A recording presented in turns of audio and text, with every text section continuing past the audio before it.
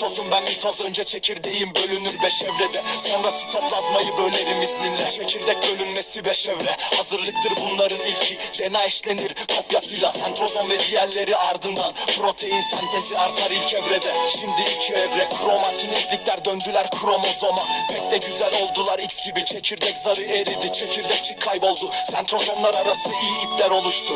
Geldi evre 3, kromozomlar dizildi orta meydana. İyi iplikleri tuttu onları sımsıkı. 4. evrede ayrılık ve hüzün, kardeş kromatitler ayrıldılar. 5. evrede bitiyor mu film, çekirdek zarı yeniden oluştu. Çekirdekçik geldi, iyi iplikleri kayboldu gitti. Kromozomlar kromatin ipliğe dönüştü bir hücrede. 2 çekirdek demek, çekirdek bölünmesi tamamdır demek. En son sitoplazmaları ayırdık, hayvanlarda boğumlanma, bitkilerde aralameller. Göz bölünmeyim ben, zigottan gelişir bebek sayemde. Küçücük bebekler olur yetişkin insan, büyürsün gelişirsin benimle. Kesilirse, kırılırsa, bozulursa bir yanın hemen gelir onarırım. Tek hücreliler ürerler çabucak sayemde. Saçın uzar, boyun uzar, tırnağın uzar.